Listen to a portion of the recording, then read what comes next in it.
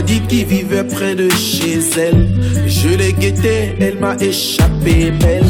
Quand son daron est sorti de la parcelle, dans son regard il y avait des étincelles. Il avait percé à jour mes intentions. Ça risquait de finir. Bonjour, je m'appelle Yemi Lembolo Gutch Marvel. Je suis né le 20 octobre 88 à Kinkala, Congo-Brazzaville. Et ça fait 4 ans que je vis au Bénin. Et je fais du hip-hop à la base. Aujourd'hui mélangé avec beaucoup d'influences musicales du Bénin et entre le Congo. Les gars me disent méfie-toi. Les gars me disent méfie-toi. Cette vie n'est pas faite pour toi. Tu vas t'en mordre les doigts.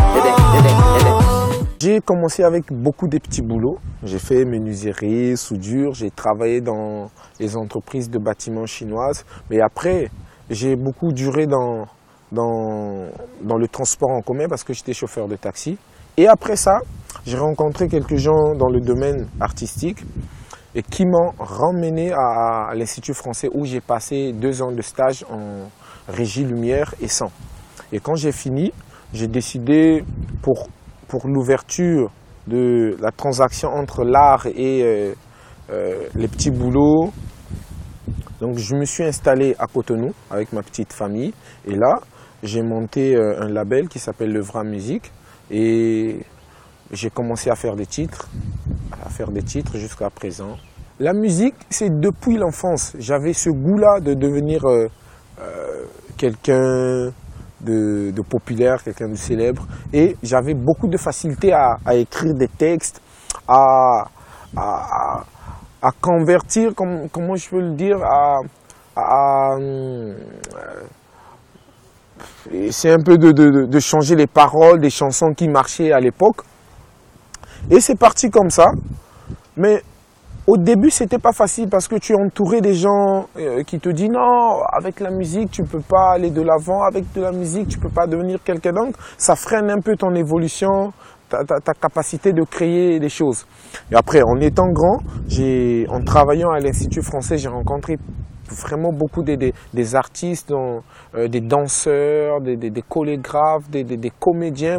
Et ça m'a beaucoup motivé à prendre ce destin en main et à me concentrer spécialement à ce que j'aime faire, qui est la musique. 2014, je sors mon tout premier single, Mbata, qui a été diffusé dans toutes les radios et télé de Brazzaville, qui a été bien accueilli. Et j'ai pas tardé, après 2 ou 3 mois, j'ai enchaîné avec un autre single, Bekulonde, qui a été aussi très bien accueilli avec un message très conscient et engagé. Et après ça, je me suis retrouvé à Cotonou, là où j'ai monté une équipe très solide, avec qui on a fait plein de projets et jusqu'à maintenant. La particularité de ma musique, c'est de l'humour. Ça s'exprime dans mes clips, dans ma manière de m'exprimer. Même quand je véhicule un message conscient, je mets toujours d'humour parce que je me dis, avec l'humour, on peut toucher là où les gens ils ont souvent peur de toucher. Parfois, où tu te dis, si je dis ça de façon vraiment très crue, ça peut mettre une personne en colère ou bien le frustrer. Donc moi, je mets un peu d'humour pour toucher la conscience des jeunes, des vieux pères, de tout le monde, de tous les Africains, parce que ma musique, elle est vraiment très ciblée pour les mélomanes africains. Surtout avec les lolo pointis, mais c'est là où il y a problème. Vieux bête, c'est ça ton problème. Allez, beaucoup fesse, général fait ça. C'est là où il y a problème. Tu veux Mungu en premier, tu vois pas bon en quartier. On dirait que tu es sérieux. Tout ça, tout est pas peur. J'ai beaucoup été bercé par le ndombolo, c'est une musique dans laquelle j'ai grandi. Après, j'ai été moi influencé par le hip-hop. À l'époque, on écoutait Passy, MC Solar et tous ces groupes qui marchaient à l'époque. Et j'écoute beaucoup du reggae. Donc j'aime bien Tiken Jah Fakoly. Et quand je suis arrivé au Bénin, j'ai j'ai écouté une musique traditionnelle qui a des sonorités, où on joue des instruments que j'ai pas l'habitude d'entendre et ça m'a beaucoup plu. Donc je veux dire Sagboan, Danyalou, Black Santiago, c'est des groupes que j'aime super bien, que j'ai l'habitude d'écouter parce que ils ont une originalité que j'ai pas l'habitude d'entendre dans beaucoup de pays et beaucoup des régions où j'y mets pied. J'ai un projet d'installer mon label, vraiment mon label à Cotonou et d'être un vrai producteur pour aider aussi tous mes amis, les jeunes, les gens qui n'ont pas beaucoup de possibilités d'aller vers de l'avant. Et après, je prépare un album où je ne peux pas dire quand ça va sortir, mais je suis en préparation parce que ça demande beaucoup de moyens, de financement, tout ça.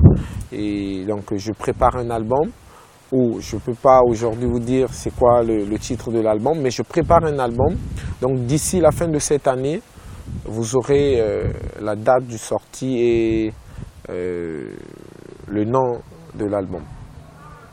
Et des concerts à venir dont je ne peux pas dévoiler les dates parce que ce n'est pas encore confirmé. Mais j'ai une tournée quand même africaine qui va être bien bloquée d'ici là. Voilà, donc il y aura la pub partout et pourquoi pas sur cette chaîne.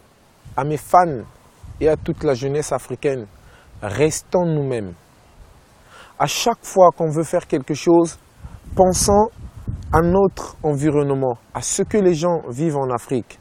Surtout les artistes, ça ne sert pas de rapper comme, entre guillemets, les Américains, les Français.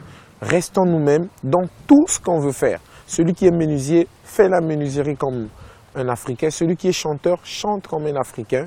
Et contentons-nous de ce que nous avons en Afrique et on ira de l'avant.